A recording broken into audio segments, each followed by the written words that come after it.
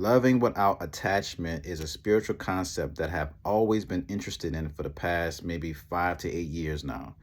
And they always place this concept in a more spiritual context, in a more spiritual perspective. And I hear a lot of these spiritual gurus, a lot of these spiritual masters, they speak about loving without attachment, and it only comes from a place of like when you reach enlightenment or when you reach nirvana or you have this full understanding of who and what you truly are, which I do believe it has a little bit of truth to that. But if we break it out of the Eastern tradition and Eastern philosophy, and we bring it more into the Western tradition and the Western philosophy, sometimes can sound a little bit um, impractical. It can sound a little bit far fetched, right? Uh, what I notice a lot of times about when the spiritual gurus speak about the concept of loving without attachment, it sounds like they're speaking from a place where they're not in a relationship, they're not in a romantic union with anyone, and it seems like they just have, you know, contributed to a large part of their life to spiritual devotion and evolution.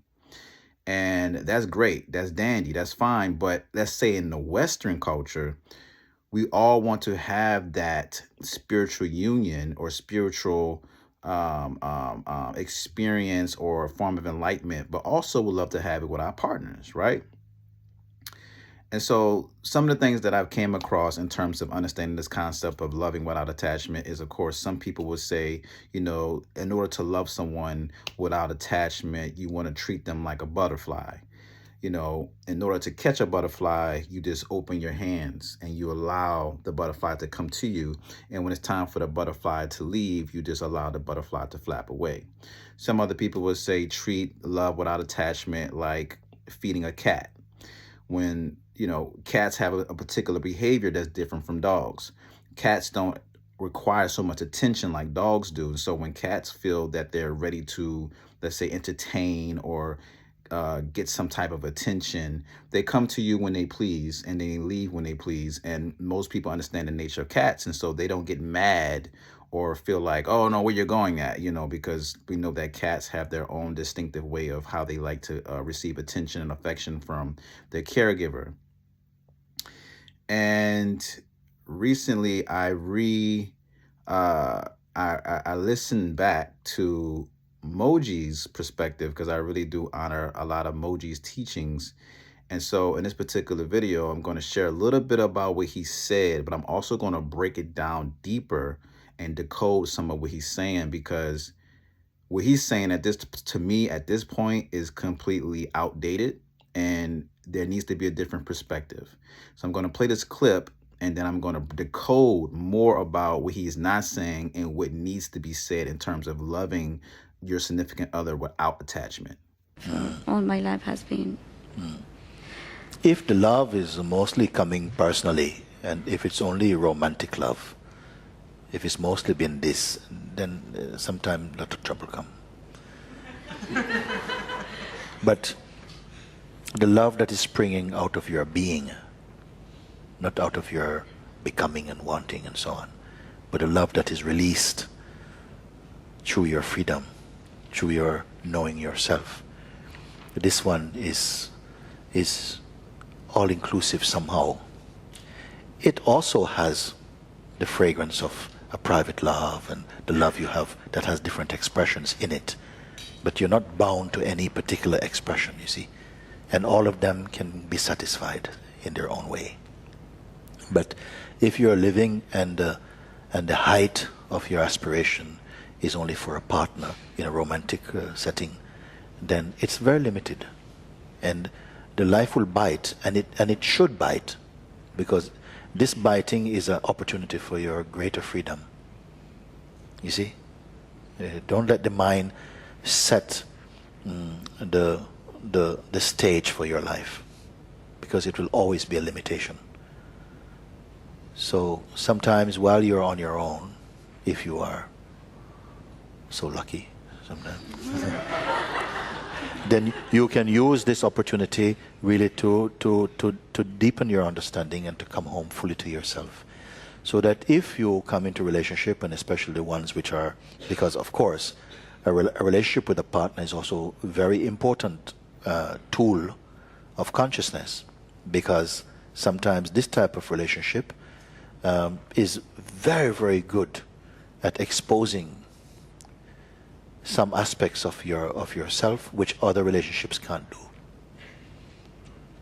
because it really digs deep into where you are possessive or insecure or depending on something, which other relationships may not be able to really expose that. You see, so sometimes it's and everyone. I mean, you don't have to wait to be perfect to have relationship. Relationship is there, but also to give some space to discover your full being, who you really are. Because in moving into a relationship with that kind of roundness, that type of wholeness in yourself, you see, then if one is needed, then I don't know, maybe I don't know if relationships have happen out of need. The universe is it's just a gift sometime also, that you can meet someone and together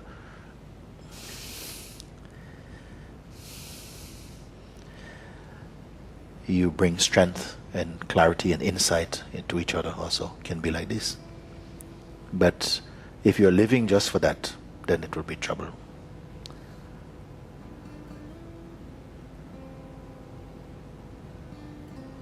When you realize who you are, attachments won't interfere with your relating with other beings. There will be a great freedom, and then the love is really then free to really express itself without expectations, which are such a pain, and that narrowness. Because when you carry that sort of, if you're loving someone out of desperateness, it's such a horrible state for both of you. So when you can come from your freedom, isn't it? And you know that if someone leaves you, you're not going to die, isn't it? Then you really can enjoy. You will not compromise your truth. Now, since I done showed you guys the clip emoji talking about love without attachment, I'm going to highlight some certain aspects of the video that I want to expand on and kind of decode a little bit of what he's saying and relate it to my new understanding of how to love without attachment and what that even looks like in Western modern day society.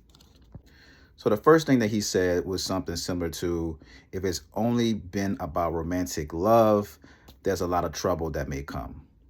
And what he's simply saying is that when two people do come together and their main focus is all about the relationship, romantic component, there will be trouble that's present, because now the ego is highly evolved and into this whole dynamic.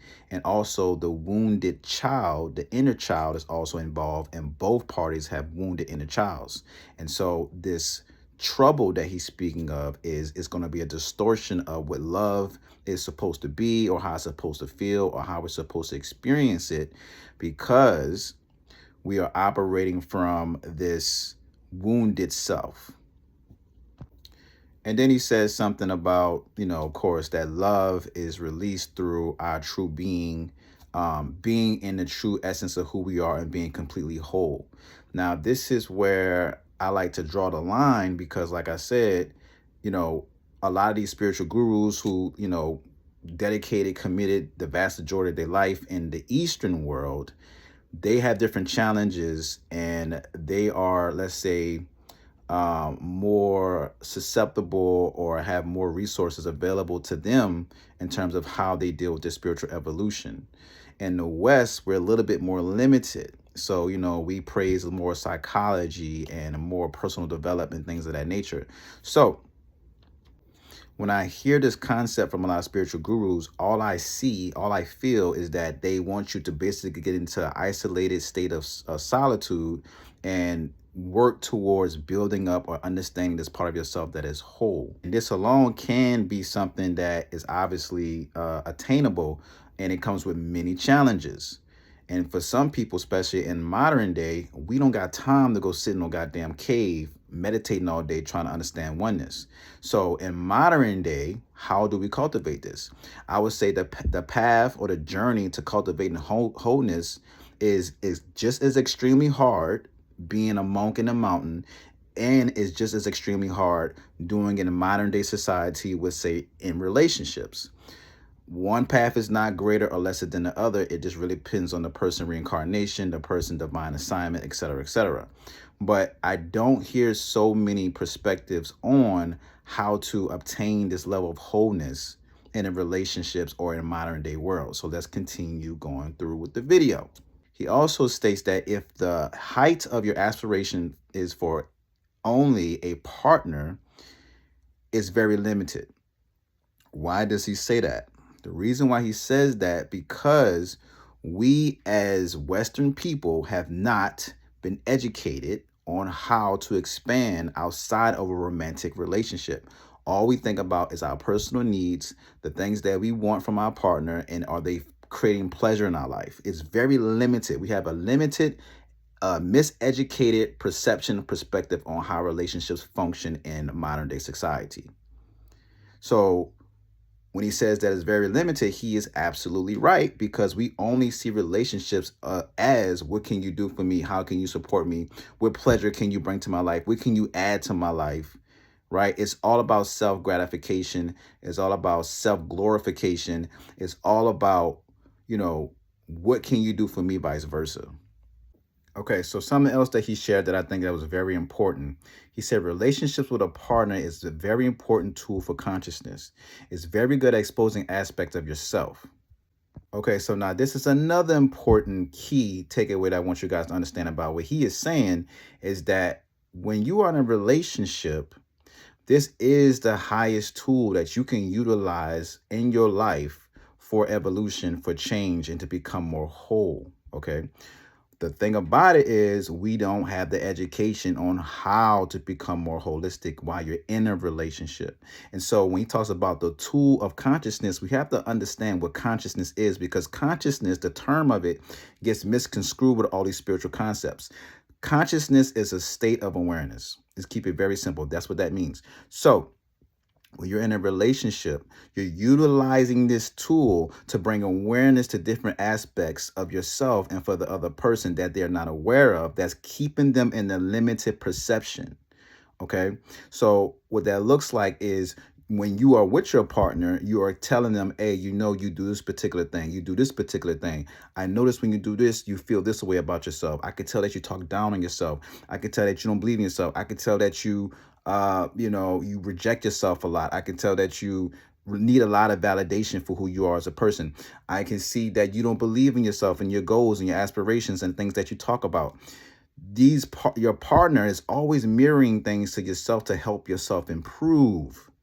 But what we do is, because of our lack of knowledge and education, we become defensive. And so what we do is, and rather than just listening, taking the constructive feedback or the love feedback from our partner, we look at it like they're trying to talk about our imperfections. They're judging us. They're criticizing us. And we can't take that type of feedback. And so what we do is we reject, and we become defensive. We become triggered, and we feel like this person doesn't love us, or we feel like this person is always talking down on us. Now, granted, they may have some more healthier ways of expressing these particular aspects of yourself, where your partner is not aware how they're talking to you in terms of what some things you may need to work through.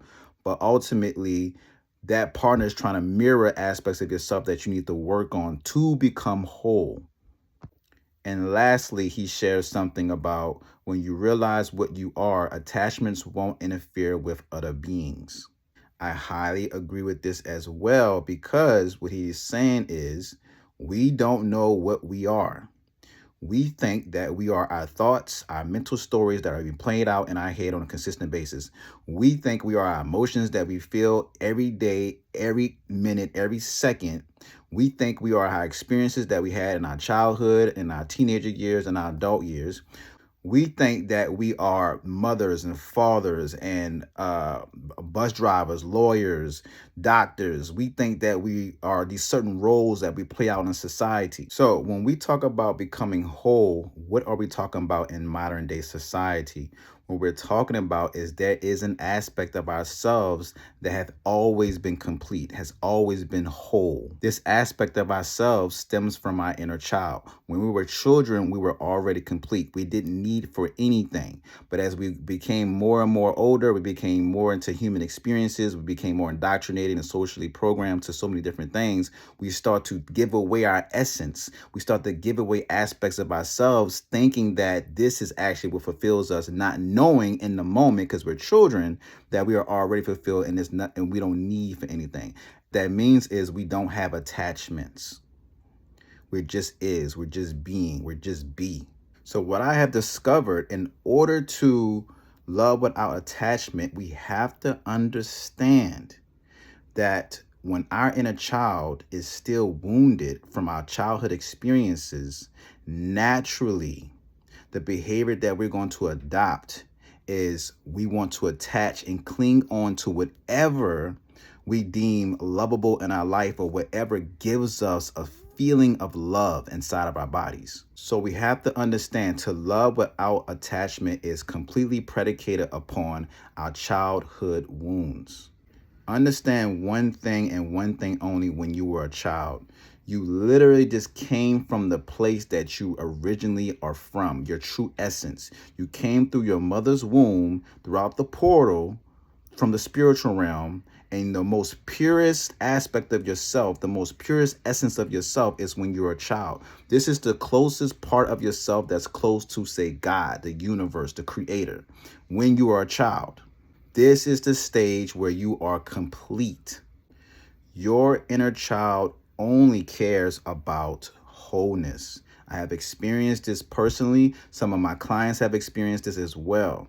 Wholeness is not just a concept that you hear in a spiritual book. It is an actual spiritual phenomenon that takes place. It's just like enlightenment. People will tell you every day, all day, in order to feel enlightenment, you have to do this, or enlightenment feels like this, or if you go down this path, then you will gain enlightenment. But you will never know what true enlightenment is until you experience it for yourself. So everything that you read, everything that you study is secondhand. You have to have a direct experience with that. Becoming whole or cultivating wholeness is the same thing. Okay, so let's go a little bit deeper down the rabbit hole. So when I said that in order to love without attachment, it is predicated upon your childhood wounds, that leaves an imprint on your subconscious that your basic needs of feeling safe, feeling loved, and feeling accepted, you did not receive. And so as a return, as when you become an adult, you are still seeking these particular aspects of love, safety, and acceptance from your partner. And when your partner starts to show up in a way where that energy is starting to get triggered or reactivated inside of your body, what you can do in return is you create an attachment. Cling to your partner because that love that you experienced as a child is being reactivated again. And so you want to hold on to that. You don't want to let go of that. So when we talk about loving without attachments, the reason why we can't love without attachments is because our inner child is still seeking the love, the fundamental love and acceptance that we didn't receive. And so this is translated to the inner child as a form of incompletion. So we think naturally that if we get in a relationship is supposed to complete us. A relationship is not designed to complete you, but it can heal you. And in return, while you're healing yourself, you can become complete.